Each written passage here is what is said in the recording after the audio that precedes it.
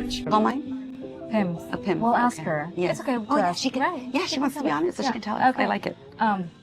Okay, here we are. We found the old ship. Yes. It's a really cute spot here. And literally, there's a ship behind. There is a ship right here. And look at that light. Yeah. So cute. So we are going to discuss none of this is true. So I will give you a quick summary, just so we can start. And before she starts with her summary, we are two gals in a book podcast. And in this podcast, we do a deep dive into a book. And in the process, you learn a little bit about us and hopefully a little bit about you. So let's get started. Yes. So we are here because, once again, this takes place, or it starts off in a pub, in a local pub, and there's two women, Alex and Josie, who are celebrating their 45th birthday in this pub, and they meet in the restroom. They introduce each other. Josie is an ordinary woman. She's, she has a part-time Who loves job. denim. She loves denim. That is why we're wearing denim. She wears denim. Always wears denim. Denim. She has denim curtains. In her house. Her dog wears purse. denim. Everything denim. Her shoes. Also, Alex is a podcaster. She just finished a series about successful women and currently looking for the next project. Josie's married. They're both married. Josie is married to an older man. She feels like, this is it. What am I doing, right? And at that moment in time, as she's looking, she's watching Alex and her entourage celebrate. She's thinking, I have to change my life. And this is something that doesn't happen typically in her life. The fact that her husband took her out to celebrate her 45th birthday is a rarity. So she's contemplating, or she's having all these thoughts. She's watching this other group enjoying themselves. And I think Lily told you earlier, they're celebrating their 45th birthday, both of them. And when they're in the bathroom, as they're having this conversation, they realize they were born on the same day at the same hospital. So it's like so weird. And remember, we're also celebrating Lily over here. She was not born on the same day. 45th birthday also. But yes, it was just such a coincidence. Yes. But go on, Lily. Yes. And then so Josie's thinking about this woman, right? How beautiful she is. It's okay. Hi. Hi. Hi. Kenny. Great. We're going to make a pause because this lovely lady has to tell us about this drink. Oh, goodness.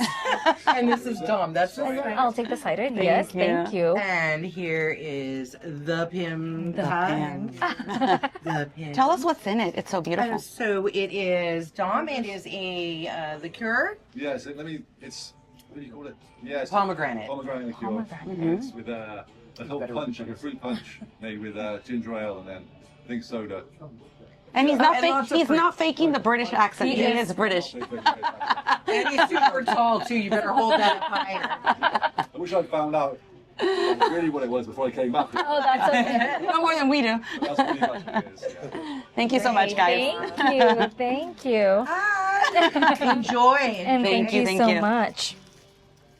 You want to try it, Lily? Which one? This one? Oh, yes, I will try. Thing. Métele I tu will try. popote si quieres. There we go. So how is it? Ooh, refreshing. Yes. And it doesn't taste like alcohol at all. Okay. So it might be dangerous, but it's good. It's really good.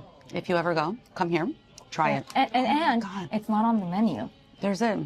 I'll remember what it tastes like tuna, Mexican tunas, Oh, really? for some reason. Not tuna fish. That's what it reminds me of, which is the pear fruit. Prickly pear. Yes, from the cactus. But anyway, Hold on. cheers, my friend. Oh, cheers. Thank you. We have to tell you that we're also celebrating that for Heartwood by Amity Gage, we reached 100 views, and that is very exciting That is for a us. big milestone for us. Yes. So thank you, Yes. readers, followers, Yes, for thank you. making this happen. And we hope we get more keep watching, followers. keep So listening. Keep watching, keep listening, keep telling us what you want us to read, and we will read it. And most importantly, keep reading. Just read. Yes, please do. Yes, definitely. Okay, so Josie goes home after this birthday and is thinking about Alex. She Googles her and finds out she's a podcaster, a well-known podcaster about. She had a 30-episode series of successful women, and she's like, I need to wondering. change it up. I need to Yeah. do something different. yeah, and so she stalks her, I guess, and goes and to meet her by chance outside of Alex's kids' school. And it's like, oh, hello. You know, we remember we met, and she sets up an appointment with her to talk about a proposal, to do a podcast about her and how she's going to be changing her life. And that is where Alex does invite her over. She has a studio at home to podcast. She invites her to her house, and Alex is learning about secrets. She's uncovering some, you know, Josie wants to tell her story, the good, the bad. And Alex is like, oh, you know, it's a little unsettling, but she's inviting her to her home, to her studio, and she's realizing like, oh, there's dark stuff happening. And this is where the story starts to unravel. And there's the thriller part of it, and the one that keeps you wanting to read more because you want to know what happens. So I will say, as I was trying to take notes and you know, to summarize the book, I didn't want to write the whole title. Yeah. I just wrote the first letter of each word, and you know what it spells? Oh, really? What does it spell? Not it. Wow. So Lisa Jewell, I don't know if you intended for that to be it, but I discovered, maybe I didn't, I don't know, I think I did, not it. Because the title tells you none of this is true. As you read, you're going to think, is that true? Or fiction? I don't know. You just question a lot. Yes, and we're going to have to get to the end of this to find out if the truth is ever revealed. And that's the best part, I think, of the book. Yeah. So stick with us, and we'll see if we found out. Yeah. So, Lily, I don't have anything until page 50, so go ahead and start. On page 11. I need to take off my glasses. So this is, I believe this is... Oh, your pepper's not? Do you want it just real chilled? Instead of being on the rocks, or just on the rocks? Put the rocks on the side. Oh, for what though? Oh, wait. No, we already ordered. Huh? Yes. We already got our drinks. Oh, yes. Snaps in. Well, thank you. Okay. It's okay. Thank you. And this is Josie, I think, at the pub, and she's thinking, today is her 55th birthday. She finds it hard to believe. Once she'd been young, and she thought 45 would come slow and impossible. She thought 45 would be another world, but it came fast, and it's not what she thought it would be.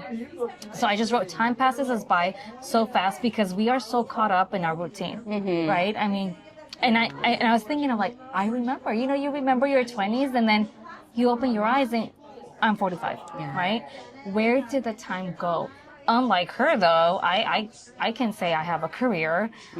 We've traveled, lots of memories. I mean, we've been doing this for Araceli. Is it our anniversary? Yes, it's our August book club discussion anniversary. So we have to say we started this way before the podcast. Yes. Maybe 2 years before. So no, we've been doing this for longer, 3 years. 3 years. She has a better memory than I do. Yeah, we've been doing this together for 3 years, and we just started recording maybe 6 months ago. But anyways, we have that under our belt, right? Poor Josie doesn't have any of that. So moments feel slow when we're in them, but in hindsight, years can feel like days. So my point is, don't let time slip away. Yes. If you have something, do it. Find time for what you love. Yes. We've said this before. Yes. We're readers. I think reading takes us on adventures, and as we're trying to do it in a more concrete way, like bringing you to different places. And I wish more people would do that. Yeah. Because I think that's, you don't know what it is until you do it. Honestly, it's really life-changing. So don't wake up one day and say, like, what did I do with the last 30 years of my life? That's my thing. There you go. I'm off my soapbox. Page 19. And I don't know why this is upside down. So it says, I discovered that all through those dark years with my husband, when I thought I was all alone in the world, there'd been a cast of people waiting in the background for me to come back to them. They'd been there all along. They picked me up and they took me with them. This is a character. She's only in one of the episodes that Alex has done, and Josie is reading, or Josie is listening to this episode, and she's listening to the story of this lady, Mary, whose husband died at a young age. And she says she discovered that all through those dark years, her husband, she thought she was alone in the world. Because who knows what happened in their marriage? It doesn't really say. But she realized after her husband died, the people that love her, her friends, they were there just waiting for her to come to them. So I says, when you're in a situation, maybe you're married, sometimes you don't want to spill your guts to your family members or friends for whatever reason. But they know, they are aware that there's some issues happening, and they're just, good family, right? Yeah. They're not going to sit there and say, do this, do that, do the other, you should leave him. No, they sit there and they wait for you to come to them when you are ready. And that's what she realized, that they were always there all along. Yes. That's what that is. The best kind of friends to have. The best kind of family. Yeah. And sometimes, somebody just wants somebody to listen to them, and I think she probably had that. So Josie at this point is listening to many episodes and is thinking, I want Alex to do an episode about me, because I want to tell my life story. Not how it's changed, but almost in real time, how I'm going to be changing it. And the interesting thing is that when Alex first meets her, she's like, what could this boring woman have to share that I can make a show out of? We're reading a book, so we assume that we're going to find out. But from the perspective of Alex, it's like, this is not a subject that I'm interested in interviewing. Yeah, exactly. But she does it anyway, right? Yeah. In the next page 20, still Mary. Mary says something. There are no gray areas, no ambiguity. It's like a blank canvas in a way. She's talking about, she says a quote, death is a clean break. And that makes Josie stop and ponder. Death is a clean break. And I think Mary's story resonates with her because it offers like a guilt-free finale to their troublesome marriage. Would it be better to leave? Are they going to feel guilty? Or is it better if the spouse passes away and that way they're free of this guilt and they can start over, blank slate? So many people marry, right, till death do us part, and people take that commitment seriously, despite being miserable in a marriage. Yeah. So that's when she's like, okay, I need to do something, right? Because Josie is in a marriage, and maybe we can say Josie. No, don't tell them yet. Don't tell them yet. No, Josie is married though. Yes. She's married. But she's clearly unhappy. She's clearly unhappy. That's been made clear from the beginning. But in the beginning, it does say she's with an older man. Yes, that it does. Yeah, she's with an older man. An older man who doesn't have her energy. They never go out. He's basically a couch potato. Retired. Retired. And, going to this pub was the greatest thing that had happened in her life for a while. Yeah. Josie, page 21, Josie has social media accounts, but she doesn't post on them. The thought of slapping a photograph of her and Walter onto the internet for people to gawp at and judge makes her feel queasy, but she's happy for others to do so. So she's a consummate lurker. Is that how you say it? Spell it for them, Richard, please.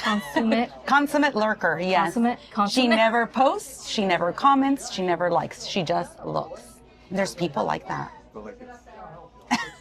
Yes. Yeah. He's gonna spell it for you right below here. Yeah, and I mean, I know this is a form of social media, right? YouTube, because we're doing this, and we do have our social media account for Two Gals and a Book podcast. But we don't have personal social medias. But I do know people like that, Lily, they have accounts, but they don't post anything. They really just want to look and find out what is going on in other people's lives. And I think for Josie, because she does that, I said she just doesn't want to reveal her true self. But at what point are you a stalker? Like, when does it borderline creepy? Yeah. Like, you just want to look and not share. Yeah. I wouldn't know because I don't do that. Yeah, I don't do that. So, not judging. Yeah, if you're one of those people, we have no intention of offending. Just kind of, putting it out there. Yeah, just putting it out there because she says this about herself. I don't do that. I just want to look at people, right? Doesn't even comment on anything. She just looks. And so I'm guessing she just doesn't want to reveal her true self. But then how many people post things, but it's not their true self? Yeah. It's for others to see a different version of them that is not really true. I don't know, just a thought. I could be wrong. Yeah. Just putting it out there for you to Ponder about and tell us, Lily, you're wrong. I'm not like that. Okay, you said you were on, I have something else. What page is that? 41. Okay. Which one do you agree with? So this is Alex and Josie having a conversation, and Josie's already asking Alex, I want you to do a story about me. Will you do a story about me? And then Josie is saying, I hope this doesn't sound strange, but I wondered, have you ever thought about doing a podcast about someone who's about to change their life rather than someone who already has? Oh, says Alex in surprise. No, I haven't, but I could see how that could be interesting. And Josie says, yes, that's what I thought. You could follow someone's progress as they break through their barriers and achieve their goals as they're doing it. And Alex says, yes, absolutely. But I suppose the problem is that people often don't realize that their lives are changing for the better until after the event, when they stop to look back. And Josie frowns and says, I'm not sure that's true. Because listen, it's happening to me. It's happening to me right now. I've been living the same life for 30 years. So do you agree that with Alex, that people don't know their life is changing for the better after? Or do you agree with Josie and I can change it? It's changing right now as we speak. Well, they say change is a constant, right? So there's always change. It's just a matter of how you measure it. I think, I don't know if you were asking me or you were asking our reader. Oh, but I'm asking you. I'm going to attempt to answer that. I think Josie notices it because the change is so drastic. Whereas maybe in some of our lives, the change is very gradual and with small actions. Like, if you read further, she says that she's worn the same clothes, the denim, the same hairstyle. She has the same conversations. She sits on the same sofa. It's like a routine that and she says that 30 years. So of course she's going to notice the change, right? Because it's so drastic. Yeah. And she notices, but she also feels it and wants to take action. Like, I don't want to do this anymore. I need to do something now. And you wonder with Alex, like, if Josie's exaggerating, like, really has really her life been this boring, repetitive, monotonous for 30 years? Because sometimes people exaggerate, right? Yeah, that's But we will find out as we move along these pages that she was not exaggerating. Yeah, no, and as she's proposing this, Alex does accept to tell her story. Yeah. All right. Page 50 something, you said? Page 51 for me. I just annotated here something about the complexities of relationships. So here we are with Alex. Is it any wonder that Alex is so torn about her marriage when her husband is capable of such acts of generosity and affection, whilst also capable of making her want to die? So in appearance, Alex's marriage is a happy marriage. He is very helpful with the kids. He's just a very loving person. And the only problem, I don't like that, sorry, is that he goes on benders. Benders. I had to Google that. I didn't know what that was. So yes. Or is that an English thing? I don't know if it's an English word. It's definitely not an English thing because people do it here too, right? Which means to just go off and go on a drinking binge. Yeah. Right? Until you're like unconscious. Yeah. So that is like the problem with Nathan, that although he's a great husband, he'll just disappear for days and just get crazy drunk. And so she's trying to decide, like, well, it's not that big of a deal if it's the only issue I have with him. Like, I'll put up with it, I'll deal with it. Like pros and cons, right? Yes. So I guess my question was, when you sit there and you balance, right? Like no relationship is perfect, although we would like to think that. When do you throw in the towel? Right? When is too much too much? And we will find out if she throws in the towel later on in the book. Page 54. I said gasp. Yes. Let's see why I gasped. Alex tries to hide her surprise. 15, she repeats, and he was 42. So here, Josie reveals to us that she met her husband, Walter, when she was 15 and he was 42. Yeah. And that is gross. And we will learn more about this relationship as we move on. But this is where we, the reader, find out how much older he really is. Like 27, right? Years older, more or less? I can't do the math. I think I did the math. I think it's 27. Too old. It is just Yes. not okay. Not okay. Regardless of not okay. Yes, not okay. She was still a kid, 15 years old. Yes, yes. And on page 79, but you have stuff before that. I won, actually. 78. And I have 79 too. The same thing. Oh my gosh, my glasses. Okay. So I probably, this is who? This is Josie. Josie's mom. This is when they're with Pat, Josie's mom. Okay. Because I think Alex suggests, oh, can we go visit or talk to your mom? Because that'll give her better insight about Josie, right? Because this is about Josie. So they go, they see Pat. And it says, I probably learned more about life, more about people through my experiences here than I ever could have in a lifetime of studying books. This is Pat, or Josie's mom, saying, I didn't go to school, but I have learned more about life through experiences and people. And I said, that's why traveling is awesome. I really, I don't know how old we were when Lori and I went to DC for a week, and we learned more about American history in that trip than we ever did in high school. Because we were right there in the museums learning, not firsthand, but learning. We're learning from the stories that we heard there, going to Ford's Theater and stuff. So traveling is amazing. It really is. Not everybody can do it, but even the things that we're doing with you locally, like there's a lot of things we could do locally. Yes. You know, we can't go to England to an English pub, but we're here and we're experiencing the drinks, the culture, the food. More the food than, the food is culture. Yes. The old ship. We're still in the old ship in Fullerton. Yes. In Fullerton. So Cute ambiance, by the way. Yes. And it really does make you wonder, right, or feel what they felt when they were there meeting for the first time. In a pub like this one. Yeah. You have, I think, the top of the page. I'm in the middle. I have maybe both. Or I can start since I kind of go for it. Yeah. So I just wrote knowledge is power. In the middle of the page, it is clear to Alex that Pat is actually a raging narcissist, and that no child of a narcissist ever makes it out into the world unscathed.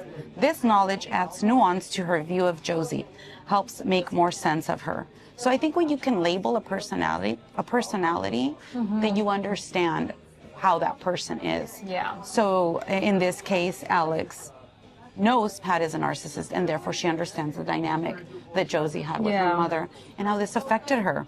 And maybe what she went through as a child, right? Living with this mom, and she feels sympathy for Josie for living in an environment like that. But then again, that's still just Alex's observation. Yes. Just by observation, by what Pat is saying and everything. Everything is we can't diagnose people. Yeah, no, it's just we're not professionals. Alex is not a psychiatrist. But yeah, sometimes we overdiagnose or we overlabel. But it helps, right? Yeah. Because she understands this was not a healthy mother-daughter relationship. Yeah. And you got to wonder at this point, like, did Pat have anything to do with the fact that her daughter ended up with a man that was 26 years her senior? Yeah. Too old.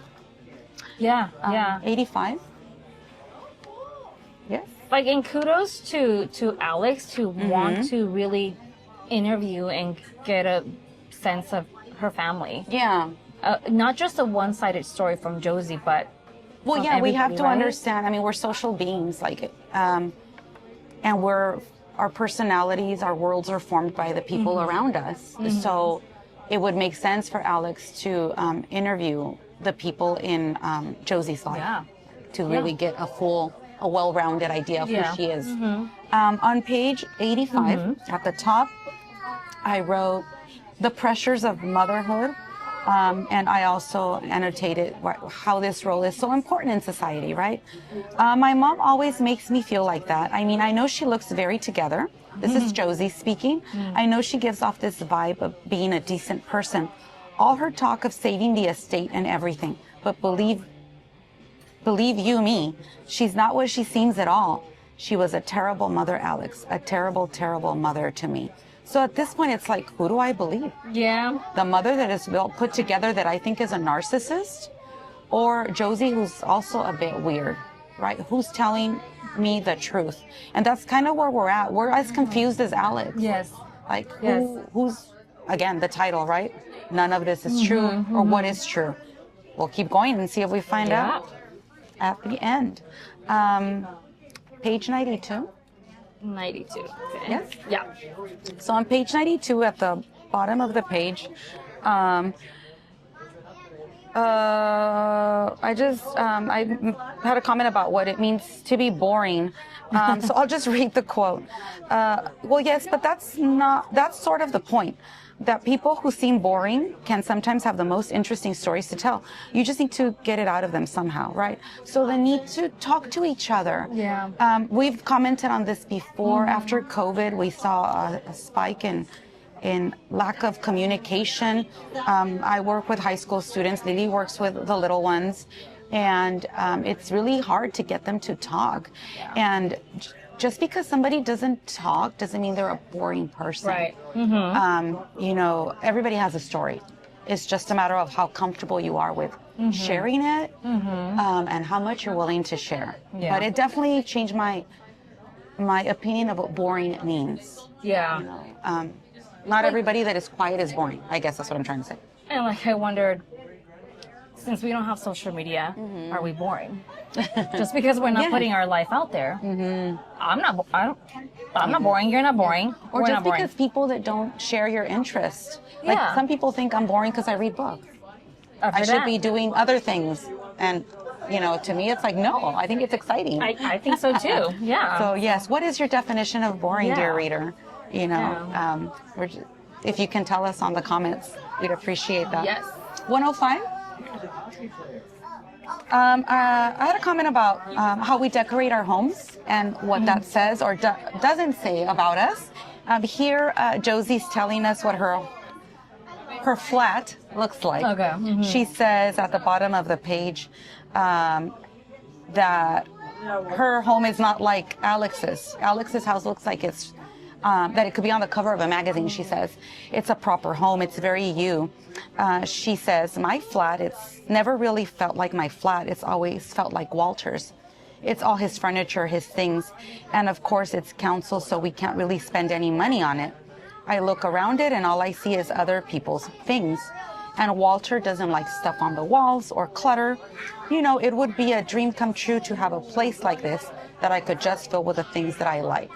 So my question again is, right, just to kind of ponder again on how we decorate our homes. Some homes have too much stuff, some don't have enough. Like, what do we put on our walls? Yeah. What colors do we choose, right? It does say a lot about us. I'm like, all that stuff is Walter's 30 years of the Right. same thing. stuff. I was like, You can only imagine how old it is. But that also says a lot about their relationship, right? Yeah. I mean, she's been living with him for so long and she hasn't been able to bring in some of her own stuff or put in her own personality, other than the denim curtains that she will tell us about later. Like, whew. but and it does say she's 45. She got her first job at 35, and it's only part-time. Oh, because she was a stay-home mom. She was a stay-home mom, so I wonder what, maybe she felt like she couldn't say, oh, can we buy this, because it wasn't her money, you know? Yeah, I just... So on the next page, on 106, how many women do this when coupling, I asked. I handed my life over to Walter when I was a child and never gave myself the chance to find out who I really was. So again, let's remember, she met him at 15. This is the only man she's ever been with. She's been with him for 30 years. I can do that math. 15, now she's 45. And who is she? what is her identity? So I think that's part of what she meant when she told Alex, I'm on this journey, track my change, because I am exploring who I am. Yeah. Because I don't even know who I am. No, she doesn't. How's She's that? Walter's wife. Yes. That's her identity. Yes. That's it. She's been cooped up in this flat for 30 years, and now she's decided that she's done. Yeah, and they have 2 kids. At this point, they're already 2 adult girls. Yes. Right. And we will get to know them a little bit more in the pages ahead. Yes. Page 121. I wrote the story behind the denim that we're wearing. Yes. Yes. So I'll just read the paragraph where she explains to us why she likes denim so much. I liked it because it's practical, easy. But you're right. A denim jacket is one thing. Everyone has a denim jacket. Do you have a denim jacket? I do. I have several. Actually. I did, yeah. In my bedroom, I actually have denim curtains. No, I don't. I've never seen. And so, so we draw the line. So clearly there's something going on. And I think it's something to do with the early days of my relationship with Walter, I was wearing a denim jacket the first time I went out with him. I wore it a lot during the first couple of years we were together. And it became for me almost a part of our love affair. Always there, on the back of a chair or hanging off my shoulders. And she goes on and on and on. So then we realized just why she's so... I think she's figuring it out as she's telling why denim is such an important part of her life. Yeah. It's almost like she froze in that moment in time. The nostalgia. Yes. When they were together when she was a child, because she was a child. And it's a comfort thing. Yes. Right? Kind of like a child that has their blanket. Yeah. That's kind of what it reminded me of. Right? And I mean, I've never seen denim curtains, but she works at an alteration place, so I'm going to guess she made them herself. Yes, probably. She made them herself. It was very kind of sad for her to think back, and it reminded her of her relationship with this man. One of our top followers is she works in the mental health industry. Right. Dear Claudia, maybe you can comment on that. Yes. Why is this woman attached to denim? We have our theories, but we're not mental health specialists. We're not. You tell us you your tell theory. us in the comment section. Yes. We have, by the way, I forgot to bring it. We have a t-shirt for you with our logo. For our #1 follower. That's Claudia right there. Page 123. Look, Lily, we are aligned again. Once again. Okay. I think I'm a little bit before you, though. The question that I underlined was, so if you could go back to 13-year-old Josie just before she met Walter, what would you say to her? I can't even remember what I was doing at 13. I mean, we were transitioning from middle school to high school. Yeah. But I thought that was an interesting question. I don't remember. I don't know about you, but you go on. Yeah, and then she says, I really don't know, because in some ways, being with Walter all these years has been the making of me. Having the babies young, having something solid in my life. And I just wrote, our experiences shape who we are. And she became a wife early. She became a mom early, and that's who she was early on. Now that her kids are adults, who is she? Right? And I think I think we've talked about this before, right? What makes up your identity? Like, how do you start off when people ask you who you are? And I think a lot of us start with, I'm a mom. I have 2 kids. Yes, right. Et cetera, et cetera. But you weren't always a mom. Yes. Who are you? Like that? Who are you? Not what roles do you play in life, right? Great. Or we'll say we're teachers. Like that's just your profession. Yeah. That is a role, but is that who you are? Like, I think this book got me thinking, like, who am I without all those labels? Yeah. Right? No, that's true. That's a good point. Because we weren't always teachers. Yes. Right? And I wasn't always a mom. And you weren't always a wife, right? Yeah, no. But our experiences, shape who we are. So now, and that's something that I think we've talked about this too, about when you're married, when you have a couple. I mean, I don't know if people will agree, but your significant other should come first. And even the Bible says it, because once those kids are adults, guess who's there with you? Your spouse. Yes. Right? So don't lose yourself in an experience of just being that mom, because after they will leave. And they're supposed to. They should. Yes. Right? That means you did your job right. Exactly. Yes. So then after that, you don't want to see yourself, like Josie and be like, who am I? What am I? Yeah. What should I do? I serve this purpose. I raised these children. Yeah. We'll find out just how they came out. But she was a stay-home mom, and now that they're like not needing her as much, she is having this identity crisis. That's what it is, So an identity crisis. Mm-hmm. So on page 127, I wanted to comment on the importance of clothes because Josie goes on a shopping spree. She, at the top of the page, she wants to look different. She wants to look like a woman she has never met before and would like to know better. And she takes these dresses and she buys all these things.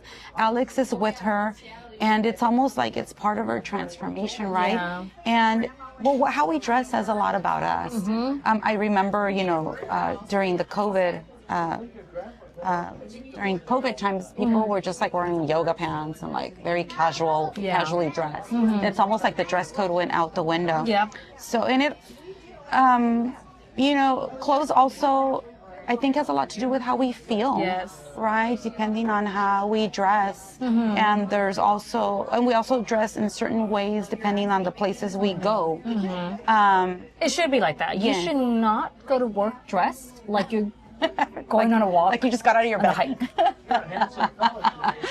So, I just thought that it was really interesting how Josie is starting this process, and she realizes the importance of clothes. Yeah. Right? And Alex goes with her, and it's almost like she's shopping with her mom. Yes. Because because they're the same age. Yes. She has to guide her through this. Yeah. Because she hasn't done it. And maybe Pat never did that with her because maybe Pat only wanted to look good for herself. Yes. Right? That's true. That's so sad. Yes. Like, that is true. I mean, in high school, you go shopping with your friends. Now, I go shopping with Richard, and I'll ask him, but he's asking. How does this look? Right? But you don't need your friend next to you to be like, oh, look at how this looks. And it's something you do with your children. Like, I've gone shopping with my daughter on many occasions. So we... I love that, though. Yes, we need honesty. But you're right. Your clothes, like, if I like the outfit, I feel good about myself, right? Like Mondays, great. And then Thursday comes around, like just waiting for jeans day. Thursday, like the iffy. And it's funny how, depending on the type of clothes you wear, like I feel a certain way. Yes. I feel skinny. I feel fat. Yes, Like, yes. So clothes is important, and that is part of the beginning of Josie's transformation. She needs a new wardrobe, and that's what we see in this page. So, dear readers, Yes. please don't go to work frumpy, because you will feel frumpy. Yes, and that's just Look beautiful. Feel beautiful. Yes, agreed. 164. Who's controlling who? I wrote. So I know Josie better than anyone, and she's a control freak, and you don't even realize you're being controlled until it's too late. So this is Walter telling Alex this, because she also wants to interview Walter, Josie's husband. Alex stares at Walter for a moment. Once again, she is struck by the sheer blandness of him, the impenetrable wall of nothingness between his physical being and the rest of the world. Yet he is clearly a master gaslighter. Behind the dead eyes lies the soul of a groomer and a liar and an abuser. She feels a bolt of ice shoot through her core and shivers slightly. So here, dear reader, we don't like Walter, clearly. Don't like him. He groomed a young 15-year-old and he's still with her. Yes. But we can't dismiss what he said. Josie is a control freak, and you don't realize it until you're being controlled. So I thought, is there some truth to this? Right. So, it's what keeps you hooked in the book. Because although we agree that what he did was wrong, Josie is not a perfect, innocent little child anymore. She's a 45-year-old woman. Yeah, and up to this point, we've only heard her side and the mom's side. Walter hasn't said much. We just know about Walter from Josie's side, right? But let me go back because I forgot about 144, but I think it has something to do with that, maybe. It says, a tube rumbles along, I'm assuming like a train, right? A tube rumbles along the tracks beyond the big window, and Josie sees her face as a blurred reflection in the glass. She looks like a half-finished painting. she observes, waiting for the artist to come back and add the detail. A beautiful metaphor. She sees, right? Something's missing. Josie thinks maybe because she married an older man so young, she has missed out on a lot. And I wonder if my sister will never watch this. She had kids at a young age. Yes. No, I'm not cutting. She's never going to watch it. Trying to limit what we say. No, Richard. We're unfiltered. It's kind of commercial. It's not bad. It's, you know, she had kids at a young age, and now, you know, she still is able to. And they're very spread out, too. Yeah, they're very spread out. And so she's still able to hang late. I can't.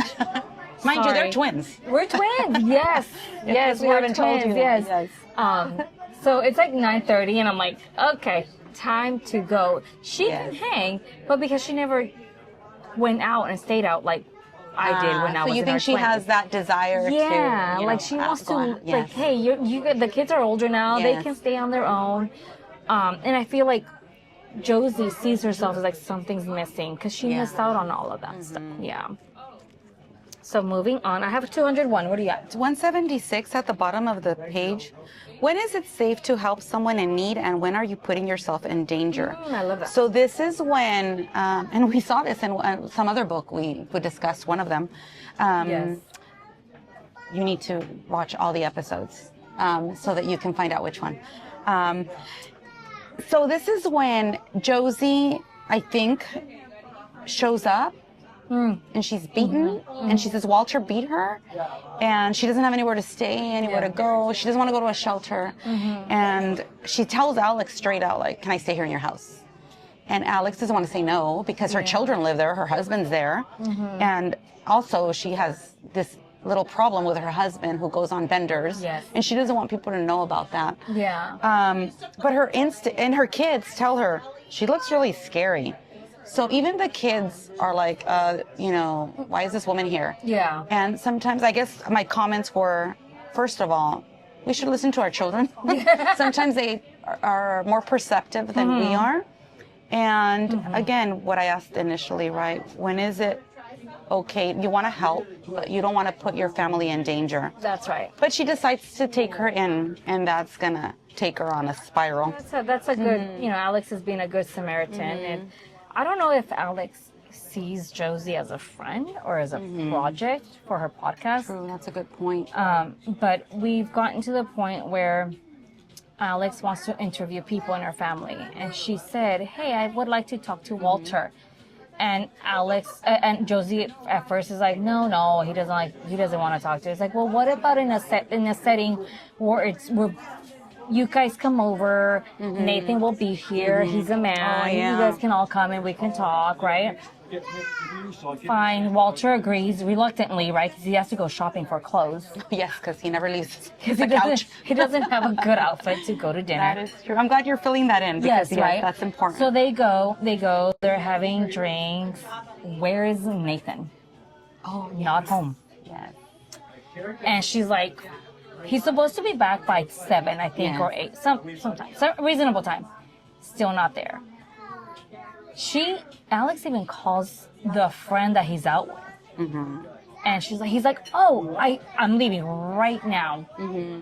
Nope, he doesn't leave. The dinner passes by. Josie and Walter leave, and Alex is like still there without Nathan. That's the night that Josie comes in at 3 a.m. Because Josie's side of the story is they got into an argument, and that's the night that she accused him of being a pedophile. Yeah. Being a pedophile because her youngest daughter Roxy ran away at the age of 16. She had a friend named Brooke. Who Josie claims that he molested Brooke.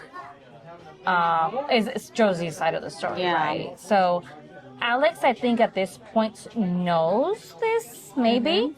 So I think she feels the need to she shows up all beaten up and feels the need to take her under her wing and protect her at least for that night. As Nathan is still not there, right? Yeah. And also because this podcast kind of set all this in motion, right? Because Alex has been digging, for information, and maybe she feels a little bit responsible that's true. for her. On page 178, again, another question that has come up on our podcasts on previous episodes, nature or nurture? It's easy to assume that all her weirdness, we're talking about Josie here, was a result of having spent her childhood with a narcissistic mother and her adult life with a man like Walter. But what if the weirdness was innate? What if the weirdness was what had led her into such a strange marriage in the first place? What, she wonders, is if Josie was actually mad. So this is where she's starting to think that maybe, Josie is a lot crazy. And, She's very quirky. Like, I think by this point, Josie likes to walk by their house. They have a Ring camera. So she went by their house one time, looked into the windows. She dug through the trash and took out a magazine. And Nathan was watched this on the Ring camera and was showing Alex like, what is she doing? Like, that's just weird that you don't do that. So I diagnosed her, Richard, write this down, with kleptomania. For sure, yes. Right? He's a klepto, for sure. Which is, what is it, Lily? You take things take objects, right? For no reason. Yes. It's almost like at the end we find out she had a collection of objects that she took. No, and it says throughout. Like, she, at one of the, what? Richard, take out the silverware. Yes, you cannot take it. Take out the salt shaker. We have one at home. And that's the thing. They take things even if they don't need them, right? Correct. Yes. So after one of the podcast episodes that she recorded, and while she's at home, she pulls out a little Nespresso pod. Yes, like who? Yeah, she doesn't even have a machine. She even admits that she doesn't have a machine, but she takes it anyway. She takes it anyway. She took a spoon. Yes, you have good memory, do you? I do. She took little photo booth pictures of Leon. Oh yeah, of Alex's son. Like, why would she want that? The valuable one she took was Alex's bracelet. Oh yeah, that Nathan gave her for her birthday. But it for no reason. Yes. Why are we on this topic? Because we're talking about this book. I forgot what we were talking about. Josie. We think Josie's a kleptomaniac. She has little quirks, little weirdness. Yes. Very, very socially awkward. So we're going to find that a lot of the characters in this book have some mental health issues. Or do we all have some?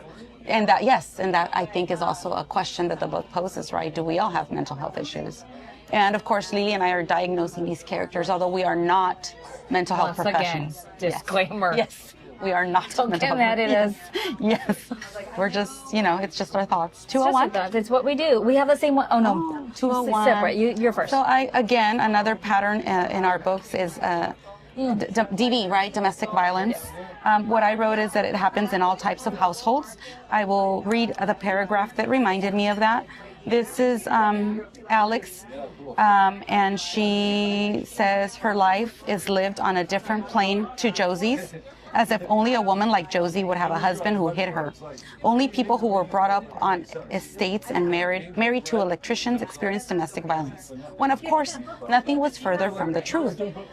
So she realizes that, DV happens everywhere in all types of households. So she feels bad that she's judging Josie, because it's not something that only happens in families like Josie's. Yeah. I don't know if we mentioned this, but even though they're two different women, same age, they live close by, in the same, walking distance, right? For sure, definitely walking distance. Yeah. Yes. Still on the Their same kids page. went to the same school. Yes.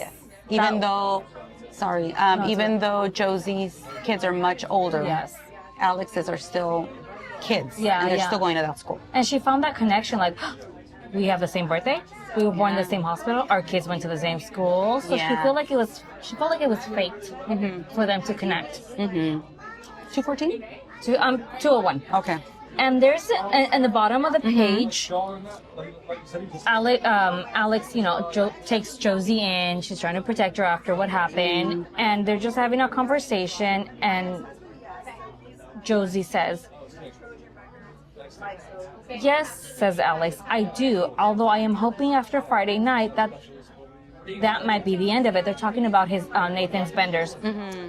And there's an edge to her voice which makes Alex think that Josie actively wants Nathan to go on another bender, to commit another cardinal sin, to blow it somehow. That she actively wants Nathan to be as bad as Walter. I'm glad you caught that, baby. Go on. Because, Alex is... I'm assuming at this point she sees her as a friend because she has opened up to her about what Nathan does when he goes on these benders. And she doesn't understand, why did I open up to this lady? Yes, that I'm barely meeting, right? Right? But she did. And so Alex is using that information as hoping that he would do it again. And Alex is starting to realize, okay, was that a malicious intent toward Alex? She wants her marriage to be as disruptive as her. Well, they say misery loves company, right? Yes. So, and yes, and it's almost like you want people around you to suffer. So you want that empathy, I guess, that shared experience, right? And again, Josie thinks that this, the vendors are serious enough that Alex needs to leave. Nathan. Won't tell her, but is... She planting the seed. And she gets angrier than his actual wife. Exactly. So page, what page are you on? 214 for me. I skipped a bit. Okay, so on 214, I just wrote that I love this metaphor. Okay. What happens when someone upends your life? And in this case, it's Josie upending Alex's life. So I'll read. Her panini, that sounds good. Her panini arrives, and it is the same panini she always has, but it doesn't bring her normal. It feels like Josie has taken Alex's normal and swallowed it deep down somewhere inside her darkness. I just thought that was really well put. It's like she is being sucked in by Alex's darkness. So, this is this is Alex on her own, right? Yes. Walking the kids, and she's just starting to realize how much of Josie's life is taking over her own life. And, we just have to be careful because we are surrounded by darkness. Sadly, that is life. And we really have to tread lightly, I think. Just in general. And we have to surround ourselves with light. Books. Books, please. Escape. Page 225. We become complacent and things become normalized. So the top of the page, I stopped at her door. Every day, twice, 3 times a day, I stopped and I touched the door and I made my hand like this. She forms it into a fist with knuckles, like I was going to knock, and I never did, Alex. I just never did. And don't think that I don't hate myself, because I hate myself so much. So much. Hate that it took so long for me to break this, to stop it. So I'm talking about here her relationship, right? How change didn't happen because this became her normal. And, it took 30 years for her to finally break that cycle. And she's talking about Erin, right? Yes, her daughter, right? Let's talk about Erin. Remind us, Lily. Erin is the older daughter of Josie and Walter. Erin is a recluse. She's always in her room. And there's a few times in the book that Josie says, I passed by her room, I smelled it, but I can't go in there yet. So you're wondering, what is happening in there? Dead in there? Like, what is happening? Is she decomposing in there or something? But she leaves her baby food. That's what she eats. Erin eats baby food. She doesn't come out of her room. Josie picks up the empty trays later. So she's in there just gaming. She just plays video games, is what they're saying, right? And Rosie ran away. Yes, the younger daughter. So clearly she doesn't have this normal bond with either of her daughters. Yeah, and we already know something's up with this daughter. Like, who eats baby food and never comes out of their room? Right, and smells. Yes, and smells. Like, what's going on in there? So further down the page, I wrote, small steps are easier. It was as if I had to break small patterns before I would be ready to break big ones. And that's, I think it's just a quote that we can apply to anything in life, right? When you want to make changes, it's best to start with small ones. Yep. They're more manageable. Page 227, at the end of the page, I wrote, bingo. Let's see why I said that. The moderate drinking, we're talking about Nathan here. He had only 2 beers all night. The quiet way he talked to her in the recording studio about his JoJo, about her lying and her making up stories to suit her own narrative. She'd put it down to the behavior of a gaslighter. She'd assumed that it was all part of his act. And maybe it was, but she can't shift the discomforting sense that there is something else, something behind this dark, yet somehow typical story of a family blighted by the dysfunction of a controlling, dominant man. She's not who she makes out to be. Not at all. This is a confrontation that Josie and Nathan are having. Nathan feels threatened by this weird woman.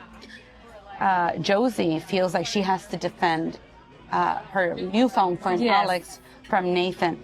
So it's like at this point where they realize, okay, we are each other's enemies to a certain extent, right? We are both competing for Alex's attention. So game on. Yes. From here on out. Exactly. 247. I wrote, toxic people have a heaviness to them. Being around them really weighs you down. And here, at this moment, at this page, is when Josie leaves the house. So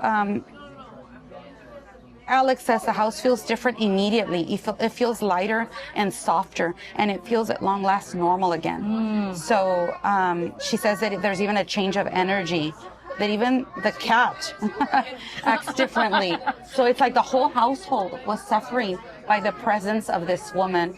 So even though, her intention was to help her, I think we've said this before, you have to be in tune with your instincts and with what your body tells you. Like, there's just some people that you are not capable or equipped to help. Like, they need professionals. Yes. We're not. So yes, and we're not professionals. And so the way she got her to leave is she said, "Oh, my sisters are coming to stay. I need the room." And even Josie finds like an extra bed somewhere in the den or something. She's like, "Oh, but I can stay there." And she, didn't get the hint. Clearly. And Alex had to say, "Oh, but my other sister's coming with her daughter, so I need pretty much all the beds." And Josie was like, "Okay." And I think at one point Alex even felt weird, like, she just said okay, just like that. Just like that, after she tried so hard to get rid of her. Yes, exactly. Yeah. So obviously she's following her instincts. She's weird. She's awkward. Yes. She pretty much overstayed her welcome. Yeah. The whole family's suffering. You know, they don't feel comfortable in their own home. And like you said, she leaves almost too willingly. Yeah. It makes Alex suspicious. And in the following pages, we'll know that she had a plan. All along. That's why she left. Yes. On page 252, I commented on male friendships. I read somewhere that they're not as common as female friendships. Like there's a serious epidemic of men not having like friends, real friends. True, Richard? That so Richard is a rarity. Like men don't open up to each other. They're not vulnerable with each other. Whereas women, we are, more in tune with each other and our feelings. And it's just the way men are socialized, right? So here, I guess we're talking about Nathan. She says they are a pack. She thinks a pack of men who should be home with their families, not sitting here acting like a bunch of overgrown schoolboys. No, so this is Josie. This is what she feels a man should be doing. Should be at home acting like the leader of the family. Not like Walter, yes, I guess. Yes, like Walter. Not hanging out with his buddies drinking. Because at this point, she is stalking Nathan now. Yes. Right? And she's upset when she sees what he's doing. Yes. He's getting drunk again.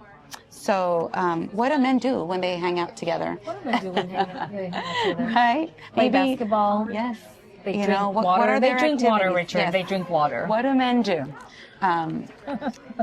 Let's move on. We'll let Richard be. Richard needs to be on it, page 258. What type of person are you? This question can be for you or for our reader, Lily. Alex is not a dramatic or a reactive person. She is a person who likes to step away from situations that make her feel bad, to look at them objectively as if they were happening to somebody else, and then make a decision based on how best to keep the peace and maintain the status quo. Because Alex, as much as it pains her to admit it to herself, needs to maintain the status quo.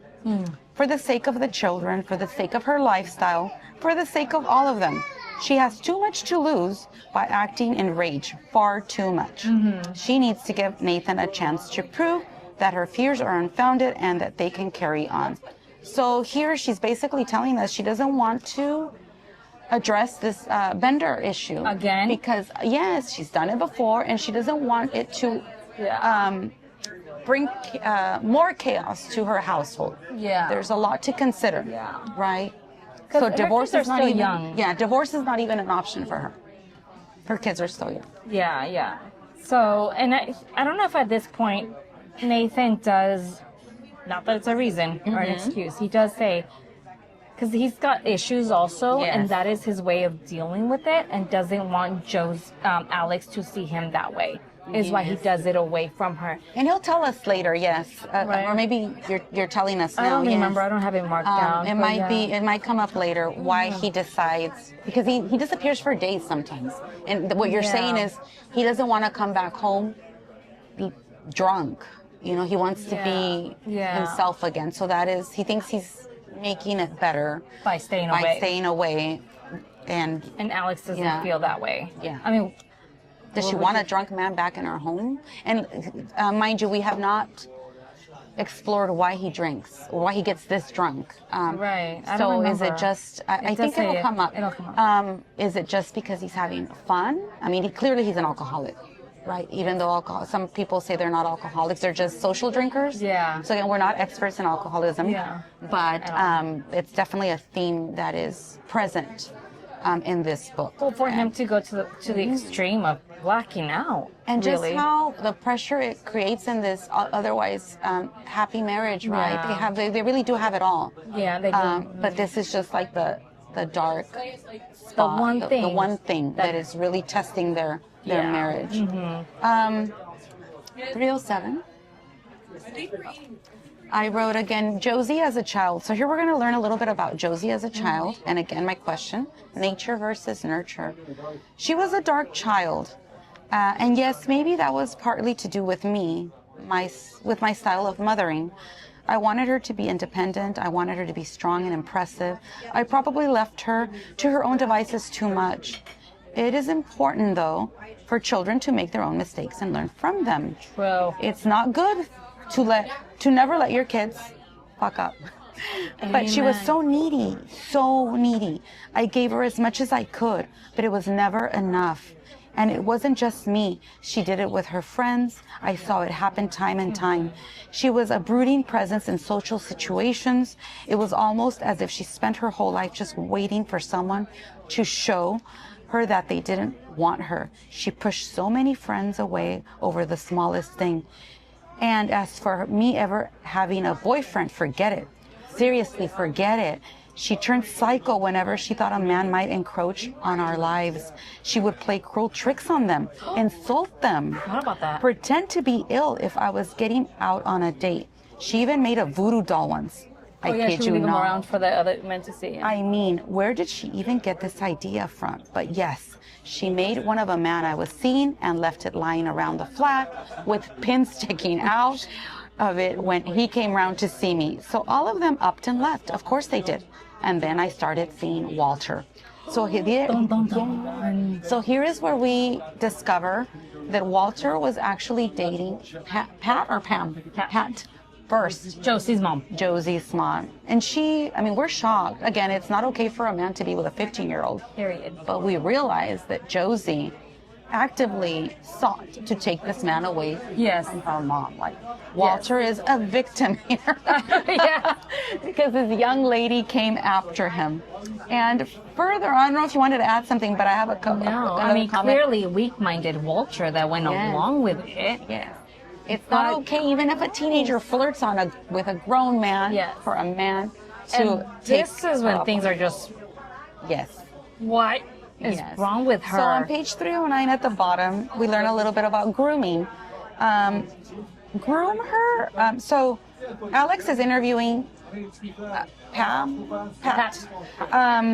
And so she asks Pat, in your opinion, Walter didn't groom Josie? And she says, groom her? You mean manipulate her into a relationship with him? No, I don't think so. I think she saw him, she wanted him, she got him. She didn't care who she hurt. She never cared who she hurt. So, you know, she, again, what we were saying, right? Yeah, maybe young Josie did this, but it still doesn't excuse the fact that Walter accepted her advances. Yeah. I have 310. Okay, go ahead. This is after Alex's conversation with Pat. She says, all this time I've been thinking she was crying out for help somehow, that she needed me. But now I realize she was never crying out for help. She never needed me. She did have a plan though, the whole time, and I was just a cog, and so was Nathan. And so I think Alex is now starting to feel betrayed. Mm-hmm. There was more to this than just a podcast. Yeah. She's starting to see she was used and betrayed. Yes. Right. Yes. So maybe she did see her almost as a friend. Mm-hmm. Well, she took her in. Mm-hmm. Why would you take a random person in? I think she mostly felt sorry for her. Yeah. And somehow she became vulnerable with her, and that, and so there was that connection, right? It's almost like, oh, I revealed a personal thing about myself, and so that's taking us to another level. Yeah, and she's already spent so much time with her. She's got a podcast, so she wants to finish this too. See it through. Yeah. Yes. It's her job. Yes, it's about closure. You know, you start things, and I don't know about you, Lily, but and she's told me this before. Like, if you don't like a book, drop it. And I'm like, no, I need to know. Even if I don't like it, like I need closure. Richard told me, don't waste your time on a book that you don't. I'm like, yes, it's true. That's time that you're not going to get back. That you can use on another book that you do enjoy. This one is worth it, though. We did not waste our time with this one. No, we didn't. 314? Yeah, correct. So at the top of the page, I commented on placing blame, on avoiding problems, on following your instincts, and on the topic of destiny. So let me read to you what brought these thoughts about. It was my choice, Roxy. I went to her, remember? I didn't have to go to the alteration shop that day. I didn't have to agree to her suggestion to make a podcast. I didn't have to let her stay here after she claimed your dad had hit her. I could have pulled the plug on it at any moment, but I let myself be controlled by her. It was me, ultimately, all of it. So this is Alex talking to Roxy, Josie's daughter. So she accepts responsibility for where they're at this point. Yeah. So when Nathan, no, just kidding, hold on. When Josie leaves that night when her sisters come over, Nathan also goes out with his friends. Oh, yeah. Said, I'll be back by 10 or whatever time, right? A reasonable time again. Once again, he doesn't come home. And so Alex is just like, embarrassed. Her sisters are there. They're waiting for him to show up. And her sisters don't know about this issue. No, she hasn't confided to them. Yeah. And so the next day, the sisters are still there. She's calling Nathan. He doesn't show up. She's calling the friend. The friend goes, we went to the Soho bar somewhere. We left him there. He said he was going to go home. The next Monday comes around. Drew's still nothing. And this was not really like him. He usually would come home the following evening. So now she's worried about Nathan. Josie, she's trying to call Josie for some reason. Also, right, Josie says she's going to stay with her mom, Pat. Alex goes to talk to Pat, see if Josie is there, but Pat went somewhere on vacation. The neighbor says or something. So now Nathan is missing. Josie is missing. So now she's like, what is happening? Is there a connection here? Yes. Or what? Yeah. She does go to the cops at some point, right? Because now the cops are involved. Big party or little party? Neighbors are now asking for a welfare check on Josie and her family because Josie's gone. Walter, she claimed Walter hit her or hurt her, right? When at this point they do know, right? The cops go to Josie's house. Walter is in the bathtub dead. Yes. Erin is tied up in a cupboard. She's alive. She's in a coma. She's in the hospital in a coma at this point. So now they really need to find Josie because Josie's wanted for question. They want to question her, obviously. Nathan is still nowhere to be found. I don't know how long it take. A month later, maybe? I don't remember how long it took. Yeah. So I don't know if you have anything before that, but I'm on page 317. Go ahead. Just had a comment on feminism at the bottom of the page. You can be happily married and a feminist. Alex says that, right? Yes, brief and to the point. And it's true. They can both go hand in hand. Yes. Page 319. This reality is so bizarre, it's hard to see through it or imagine it. So let me read to you. She thumps her fist against the studio desk and cries out in rage and frustration at her own stupidity. Stupid, so stupid. So she feels stupid, this is Alex, for believing everything that Josie told her, because now she realizes she was not a trustworthy interviewee. Remember, none of this is true. Go back to that. Yes, go back to the title. So it's, so what, at what point are you stupid, and at what point do you just choose to see the best in people and believe? Naive. Yes, the difference between being naive, being well-intentioned, or just being bitter and seeing the worst in people. I guess we all have to find that balance, right? So I just really felt for her at that point because, she really wanted to do good by Josie and give her this platform to tell her story, and this woman just came and upended her life. And now her husband's missing. And they're suspecting that Josie has something to do with it. Yeah. Go ahead, Lily. 328? We're almost there, dear reader. Almost there. 328. So Erin is in the hospital, is waking up from her coma. Her grandma's there. Roxy is there because somehow they find Roxy and Alex interviews her and everything. So Roxy is there when Erin wakes up. And Erin says, Roxy says, oh my God, Erin. Oh, no. Erin says, oh my God, Erin says, her eyes filling with tears and terror. What happened? What happened? Roxy says, it's fine, says Roxy coolly. I'm going to tell you exactly what happened. Okay? I'm going to tell you word for word. So I ask why. Erin was there when her dad died. So it turns out Walter had a heart attack.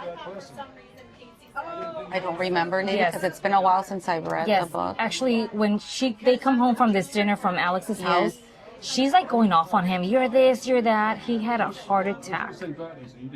And he dies. She puts him in a bathtub. And she doesn't help him at all. And at one point, she doesn't try to revive him, doesn't get help for him. She just watches him die. Yes, at one point, and it comes up right now. Erin asks her mom at one point, why didn't you save him? Like, why didn't you help him? But at the hospital, if Erin was there, Erin and Roxy wasn't there. Mind you, she was ran gone. away. Yes. She says, it's fine. I'm going to tell you exactly what happened, okay? Why is Roxy going to tell her what happened when she wasn't there? It's almost like she's wanting to plant the truth of what happened. So the cops haven't interviewed Erin yet because she's been in a coma. It's almost like she wants to tell her what she needs to say when they do come and interview, right? That's how I took it. Let's do Roxy's backstory, right? Because I don't think we've talked about her. Roxy ran away. Yes. She was always a problematic child at school, in high school. I don't know if they diagnosed her or I'm doing Oppositional defiant disorder. Yes, They do. So they had diagnosed her with, which is a genetic, mental health disease, but also is triggered by the environment that you're raised in. So she would get into fights at school, and what happened with her friend Brooke ended up making her, leave her home. Yeah. Were they a couple? It was inferred that they were a couple. That Roxy is gay, right? Yeah. And so we find out later on that Josie killed Brooke. It wasn't Walter. It was Josie all along. So go ahead. Josie lied about Walter being with Brooke. So my question to you, dear reader, is once someone lies, what can you trust that comes out of their mouth? Especially after they've lied to you. Yes, so now you start questioning everything Josie has said. Yeah. Because now we're starting to find out how many lies she has told. And again, the title, right? None of this is true. Yeah. None of it? None of the stories anybody have told us are true? Go on, Lily. I'm on 358. 343. There is a reason, but because of this, must we tolerate it, accept it? So this is, again, my question about alcoholism. Alex says it was about him, about Nathan, about how he balanced out the delicate ecosystem of his damaged psyche. He didn't want Alex to see that dark side of him. He did not want her to see him that way. When he drank like that, to the point of oblivion, it was self-medication. It was relief. It was in good times and escaping from the battle axe. He hated himself like that, and that was why he didn't come home. Not because he didn't want to be with her, but because he didn't want her to be with him. So that was my question. Like, so just because of that, should she forgive him? Just because he's trying to spare her seeing him that way? Must she accept it, tolerate it? I don't know. I mean, she's the one in the relationship, not us. Yeah. But is it an excuse? How much do you work on it? Yeah. How much do you send it to therapy? Obviously, there's something unresolved there to work out. Yes. Yeah. Going back, the night that Nathan, so Alex is investigating, like, what happened to him. She goes into the hotel, tries to see the CC camera or whatever. What are the CCTV cameras from the hotel? I'm not a techie. And it turns out that when they were at the bar, there was a woman that approached him and was just talking to him. They see Nathan go in with this woman to this hotel. And the hotel actually calls Alex. I think that's how she finds out, because they messed up the room. Backtrack a little bit. Josie hired this woman to seduce Nathan, but it wasn't working because Nathan really does love his wife. Yes. But this woman, I forget what story she told, and Caitlin, she decided to, he decided to take her wherever she needed to go because she made up a story about needing help. I forget what the story was. So that's how they end up in a hotel together, and they continue drinking. Because remember, he's an alcoholic. To the point where he is knocked out. And Caitlin, messes up the hotel room to a degree where, they call the cops. Nathan does. I think Nathan messes up the room because at one point he's like, I need to go home. I need to call Alex. He's like asking for his wife. He's wanting to leave. Caitlin is kind of not letting him because Josie's going to give her 1,000 pounds. We don't know how many dollars keeping him then, That's like a lot. So he's like going out of control because he wants to leave. And that's how it gets messed up. And she does eventually continue to mess it up, leaves her panties in the restroom for the hotel and for Alex to So the idea is to make Alex believe that he's cheating on her. So that then she will leave Nathan, because apparently she's not going to leave him for the benders. So this is Josie trying to help Alex, because in her twisted way, she does see her as a friend. And she wants to rid her of Nathan. So she comes and picks up Nathan at the hotel. This is Josie. And he goes into the car because he knows her, and she tells him that he is taking him home. But he does not take him home. And actually, that is how the book starts. The prologue. Oh, yes, that is true. Nathan coming out of the hotel, stumbling and getting into this car. Yes. And it turns out that the hotel room was reserved a credit card was used, and it was Aaron's name. Oh, yes. Right? Who, it couldn't have been Aaron, because Aaron never comes out of her room. So how? right? And so I don't know if they find out already here, but she's a gamer. Because she also says how that he's a pedophile because Walter goes into Aaron's room at night. Oh yeah, Josie accuses Walter of being a pedophile, that abusing his own daughter. Yeah. Which later turns out not to be true. She's a gamer. She gets paid to play online, right? Yes. And it was one time when Walter came in, because he's the one that fixes her chair. Walter came in and someone said, "Hey, Pops." So they became a team. It was Aaron, who was called Erased. Yes, that was her gamer name. Yeah, Erased, and then there's her dad, Pops. So it was a team, Pops and Erased. So he would come every night to play with, to watch play or there. whatever. Watch her Yes, play. He was like a part of the cheerleader, right, for her. Nothing to do with abusing her. And that's actually how the police ended up in their home, because the gamers. That's how it was. Reported the fact that she had not been online for a while. And again, we're not mental health specialists. Correct. And I don't remember if this diagnosis comes up in the book or if we diagnosed her, but Erin is clearly on the autism spectrum, right? Yes, and they do say ASP, but I don't know if that's antisocial. And autism spectrum disorder. Yeah. That's what I wrote down. Okay. I mean, what we observed in her are the repetitive behaviors, and of course, the social challenges, how she doesn't come out of her room, and that she eats baby food. That is just she's like stuck in her infancy. Yes. And then page 358. By this time the podcast is out. There's even a Netflix show that's going to be about this, because it went from being a podcast to a true crime.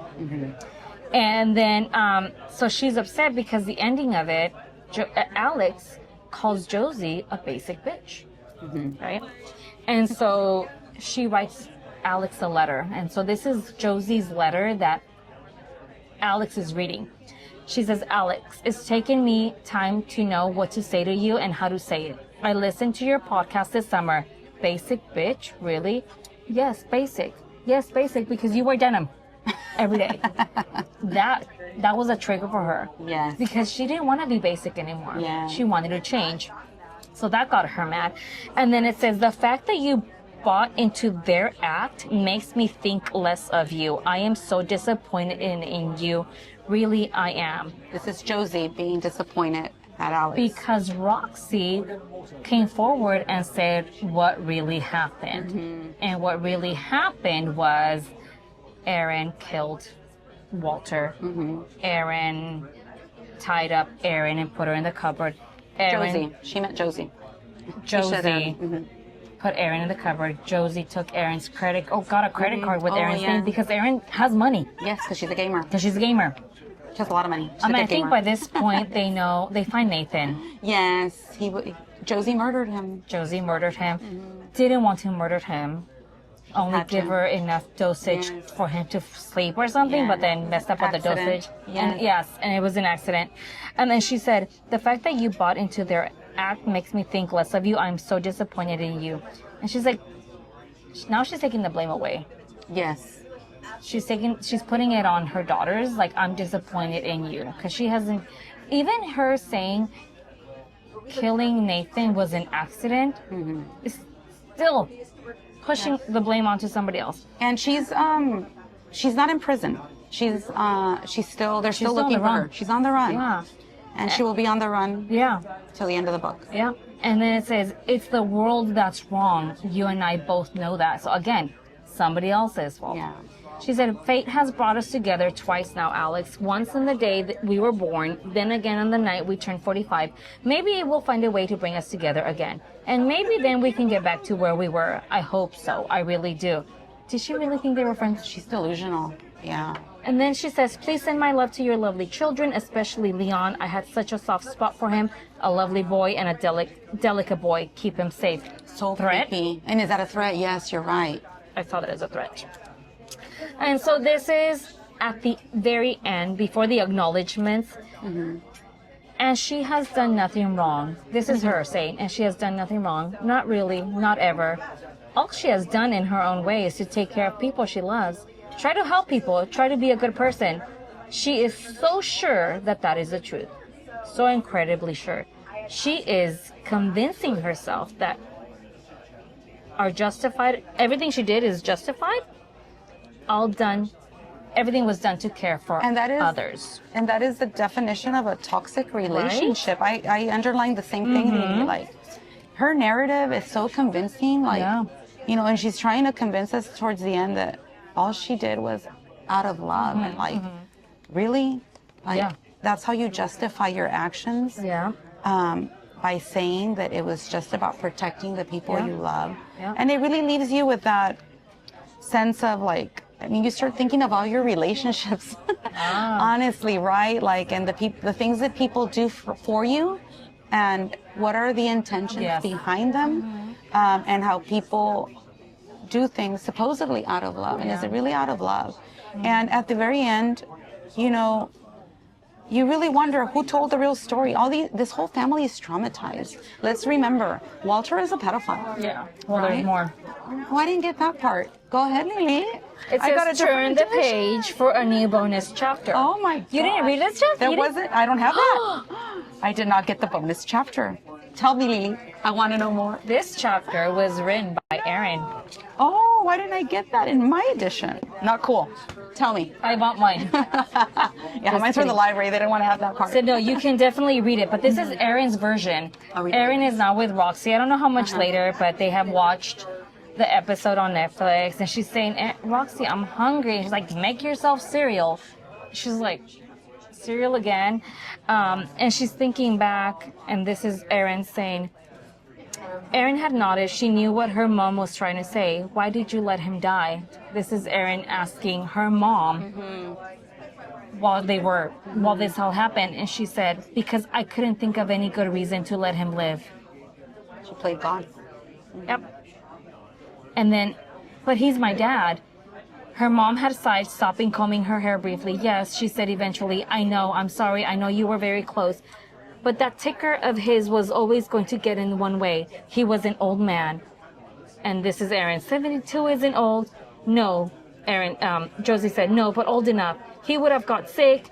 I'd have to take care of him. I didn't want to care for him. I've got a life to live, Erin.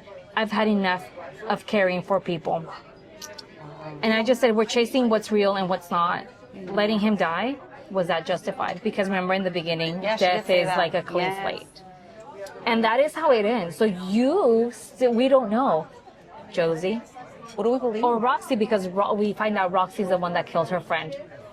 Oh, I needed that bonus chapter. Yeah. Roxy is the one that killed her friend because she was upset that she saw her in a prom dress. Wow. And they hid her body somewhere, because there is this key that came up. Remember, she hid a key under her mattress at Alex's house? Well, that was to like a garage somewhere, and that's where they found Brooke's body. And you just realize, right, how disturbed this whole family is. The whole family. The 4 members of this family. Yep. And again, you know, we know mental health is a serious issue. Yeah. But how much of it is, you know, do you forgive? Do you tolerate? Do you, like, this family did a lot of harm to others and to each other. Yeah. And I guess, I mean, the idea behind the book, I'm assuming, is to spark that conversation, right? Yeah. But anyway. Josie's still on the run. We don't know where she's at. And these girls are trying to survive on their own, and apparently the cycle is going to continue. That's true. Yeah. But before we go, we want to talk to you about our next book, which is The 7 Husbands of Evelyn Hugo. Lily, I'm finished with it. I know you're still working on it. I love it. I'm just going to tell you a couple of things just to kind of spark your curiosity. Number 1, which one of these 7 husbands did she love the most? And number 2, why did she choose this journalist? Because she's a very famous actress, and she chooses this nobody to interview her. And that's going to be the shocker towards the end of the book. We will take you to Hollywood for this book. We don't know where yet. We'll surprise you. Yes. But we're looking forward to sharing our thoughts on this book with you. Yes. Go ahead, Lily. And we would like to thank the Olde Ship in Fullerton, California. We invite you to come, have a drink. They do have great recommendations. Ask them. And we are actually going to order from the menu now because we are hungry. So thank you, readers, for coming along on this adventure with us. Let us know which book is your favorite. Give us a thumbs up if you liked it, and it will help our channel. Yes. Subscribe. Let us know what other books we should do for you. We will read anything. Yes, we will. And discuss anything. This is not just a review. This is a discussion. And, you know, you will see on our vlog We do have yes. the delicious food we're going to enjoy in a couple of minutes. Yes, so thank Stay you. tuned. And cheers. Yes. Cheers. It's gone. Thank you. Oh, It's gone. look at our Look post-it. at our post-it. Look at our discussion. Here we are. None of this is true. The acronym, not it. Not Lisa it. Jewell, thank you for that. Have a good one. Until next time. Thank you.